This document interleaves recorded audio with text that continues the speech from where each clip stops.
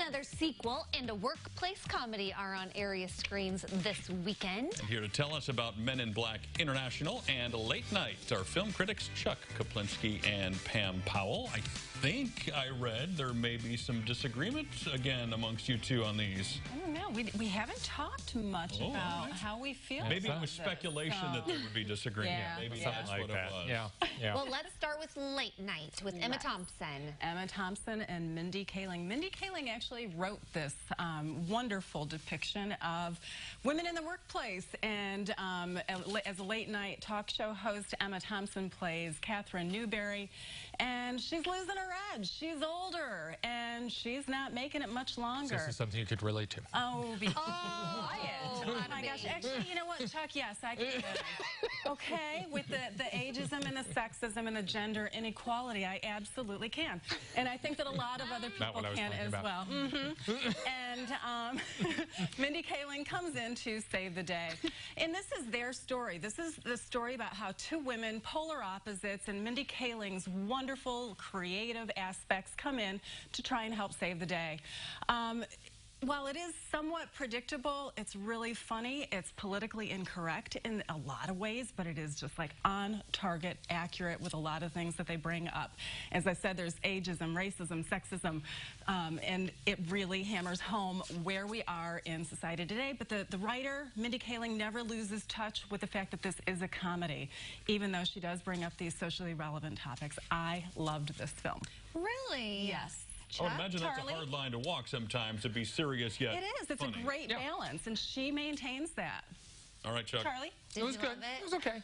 She loved it. She loved it. Well, you know, I didn't respond to the ageism thing, obviously. Oh, and yeah. I can't, You're so much younger than me. Very much so.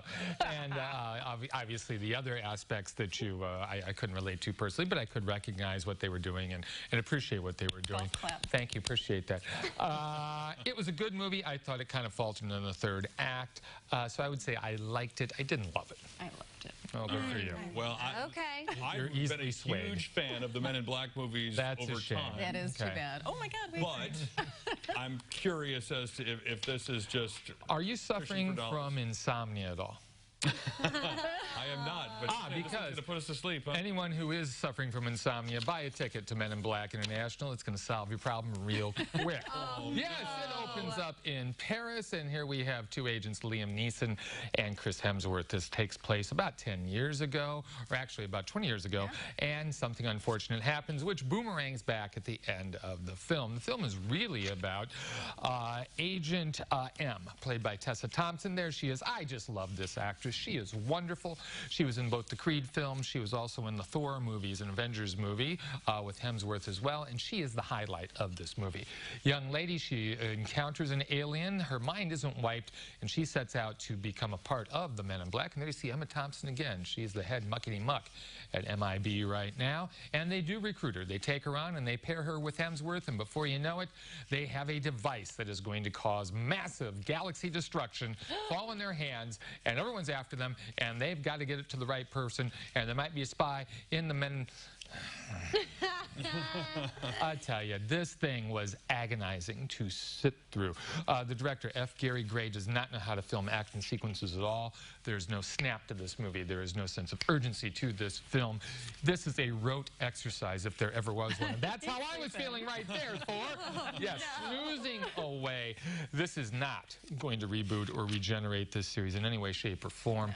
This one is going to be as forgettable. You're going to forget all about this by the time you reach your car. Walking from the lobby. And no Will Smith cameos or Tommy Lee Jones or not a thing. He knew to stay away, I think. Apparently so, huh? Here's the crazy thing. There's a CGI character, and it's voiced by Camille Nanjiani, and he overshadows the gorgeous, charismatic Chris Hemsworth. When a CGI character overshadows him, there's something wrong with the writing. It was dreadful, and I thought it was just jet lag. No, it was dreadful. This is just a continuation of, this has been a dismal summer for movies. This really has not been a good summer. And usually it's like the blockbuster. Well, blockbusters don't mean good. Yeah. Just mean a lot of money spent. July 4th's on the way. Generally, if Will Smith's going to have a movie, that's when it is, right? That has been his thing. Anything we're looking forward to for July 4th that's going to make the summer better? Like, is there anything you guys are... Well, Toy there's two Story. things. We see Toy Story 4 on Monday. Right. So that's next week. Spider-Man will be the big July 4th weekend release. We'll see what happens there. But if you want to stay home, go to Netflix. We found a neat little movie there. What's the name of that, Pam Powell? Always Be My Maybe. Who's in that? Neat little love story. There it is right there. Randall Park and Ali Wong. If you're looking for a sweet romantic comedy, check this out on Netflix. You can get our reviews at Real Talk with Chuck and Pam. Do not look at the trailer for this movie. There's a big surprise you don't want it ruined.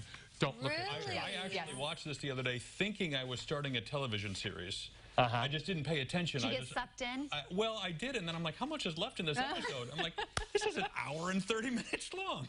It's so much fun. It was I mean, fun. I was in a bad mood when I watched it, and I got done, and I just felt like 100% better. Who recommended it to you? check it Who out. recommended it to you? Recommended it to me. There Thank we you, go. Chuck. And That's why I get we- the big bucks. Recommend Chuck and Pam and checking out their Facebook page and signing up for their newsletter when you visit their website. Thanks, guys. Thank you. We'll connect you at styliving.tv.